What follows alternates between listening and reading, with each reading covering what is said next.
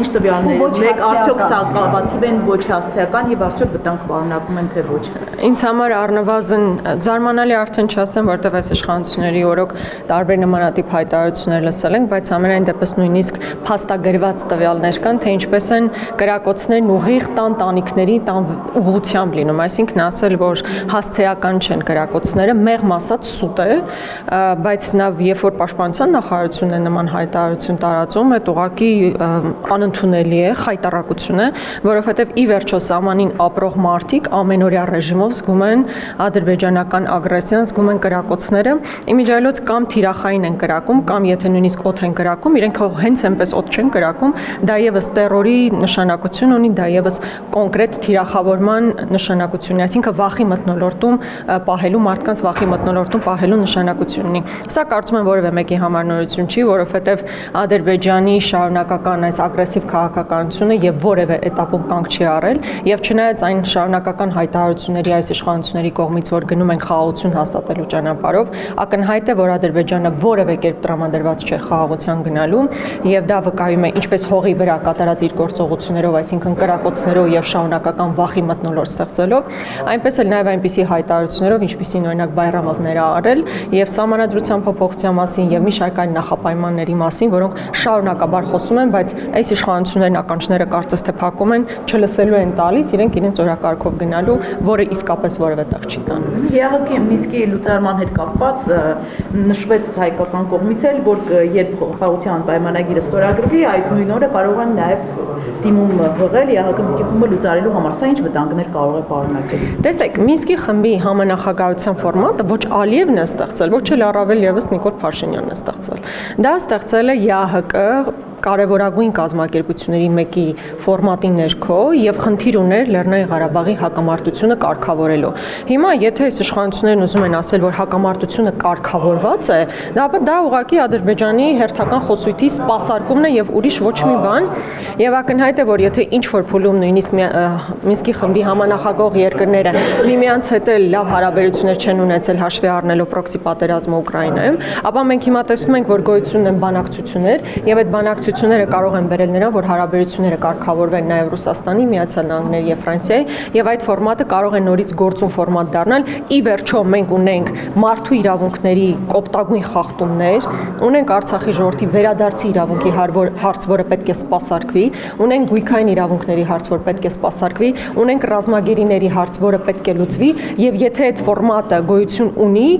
հասկանալի Ադրբեջանն ինչի ուզում լուծարել, բայց դեպքում Նիկոլ Փաշինյան, դու ինչի համար ես ուզում լուծարել այդ ֆորմատը։ Ի վերջո այդ ֆորմատը այն ֆորմատն է, որի շնորհիվ կամ որի միջոցով հնարավոր կլիներ լուծել մեր այդ խնդիրները։ Եկել ես հարցի շարունակություն որպես Վրաստանի ներգրավելու մասին էր Ադրբեջանը վերջին շրջանում խոսում, ըստ էության Վրաստանի պատրաստակամություններ ընդգծել եւ այլն։ Այս նոր ձևաչափերը ինչքանով են կենսունակ, սրանք կարող են որևէ բան փոխարինել ըստ էության Մինսկի խմբին, տալ այդ արդյունքը։ Իրականում, երբ որ Վրաստանը որևէ հայտարարություն է անում, պետք է հասկանալ, որ խնդիրը բացառապես պլատֆորմն է, այսինքն Վրաստանը հասկանալի է, չէ, որ չունի ներուժը, որ ներգրավվածություն ունենա, ազդեցություն ունենա երկու կողմերի վրա։ Սովորաբար երկրները, որոնք ներգրավվածություն են ունենում այն ձևաչափով, որ օրինակ ժամանակին Ռուսաստանն էր, Միացյալ Նահանգները, Ֆրանսիան, նշանակում է, այդ երկրները նաև համապատասխան ռեսուրս ունեն ազդելու երկու կողմերի վրա։ Վրաստանը մաքսիմում, որ կարող է անել, ուղղակի պլատֆորմ տրամադրելն է, ուրիշ ոչինչ, բայց կրկնում եմ, դա բացառապես մեր շահից է բխում, որ Մինսկի խմբի համանախագահության ֆորմատը պահպանվի,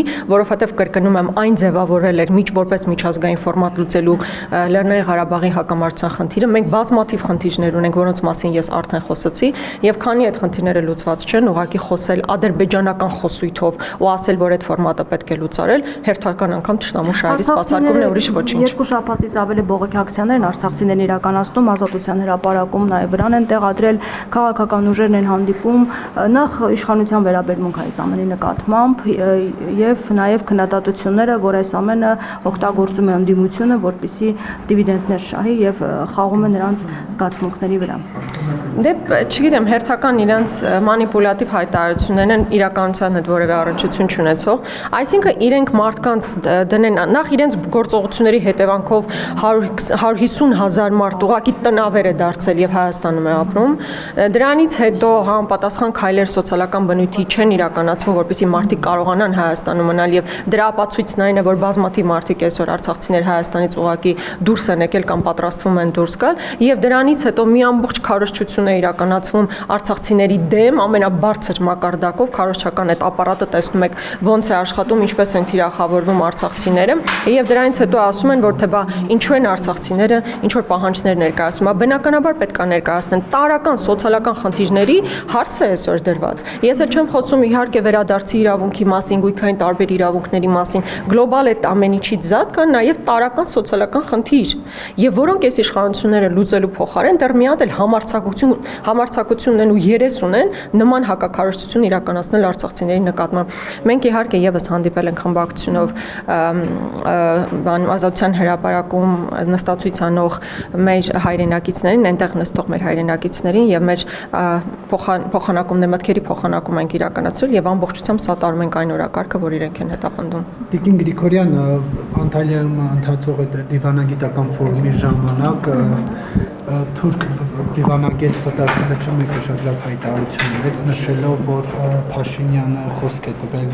սահմանադրական անհրաժեշտ փոփոխություններն անել, չնայած որ նա երկու հայտարարություն արեց եւ մյուս հայտարարությամբ էլ նշում էր, որ դա Հայաստանի ժողովրդի եւ ինստիտուտների գործն է։ Դուք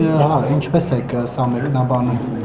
Նախ ես քլչին գալուց առաջ ես ուզում եմ Բայրամովի նմանատիպ մի հայտարարությունը, ձեր ուշադրությունը հրավիրել այդ հայտարարությանը, որովհետև նա ասում է հետևյալը.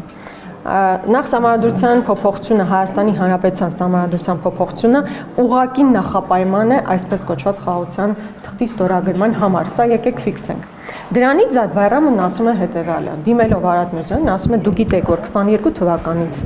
բացի այն, որ կա առանձին փաստաթղթով ընթացող բանակցություններ, կային նաև բանավոր նախապայմաններ։ Ու սա բառացի էինք ասում, որ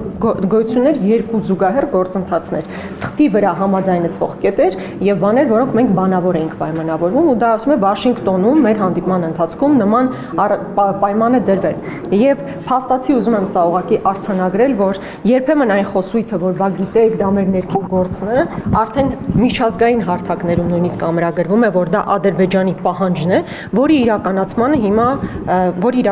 հիմա անում է այս իշխանությունը, հիշում եք հայտնի ցլերի պատմությունը, Կարմիր եւ այլն եւ այլն։ Եվ քլեչն էլ ոչ թե ասում է սա ինստիտուտների հարցն է կամ հայ ժողովրդի, ասում է հայ ժողովրդի եւ Հայաստանի Հանրապետության ինստիտուտների հարցն է, ինչպես այն իրականացնել։ Ես ուզում եմ ձեր ուշադրությունը հրավիրել այս կոնտեքստի վրա։ Այսինքն այն, որ կա ըմբռնում, որ Ադրբեջանը պահանջ է ներկայացրել, նախապայման է ներկայացրել, Հայաստանի Հանրապետությունն ընդունել է եւ խնդիրն այն է, թե դա ինչպես պետք է իրականացվի Հայաստանի Հանրապետությունում եւ բոլորն են շատ լավ հասկանում, որ դա եւ տեխնիկական առումով եւ բովանդակային առումով բավականին բարդ գործընթաց է եւ դրա համար էլ իրենք այսպես այս խնդրահարություն են տեսնում, թե դա ինչպես պետք է իրականացվի, բայց ակնհայտ է, որ կա այդ նախապայմանը, հիմա ինչքան էլ գան այստեղ հեքիաթներ պատմեն, լոլոներ կարդան, թե դա մեր ներքին գործն է, արդեն միջազգային հարթակներում, բաց ֆորմատներում դրա մասին խոսում է եւ Արադ Միրզոյանն էլ որևէ կերպ դրան չի հակադարձել։ Բայց այստեղ նաեւ ուշագրավ մեկ այլ հանգամանք կա, Արադ Միրզոյանը իր խոսքի ընթացքում այսպես հպանցիկ, թռուցիկ ասում է, բա գիտեք, մենք էլ կարող ենք ասել, որ Ադրբեջանը խնդրահարույց կետեր ունի, բայց տեսեք մենք չենք ասում։ Այնտեղից Բայրամովն էլ ասում է, բա գիտեք ինչի չես ասում, չեք ասում, որովհետեւ դուք չեք կարծում, որ այդպիսի բան կա։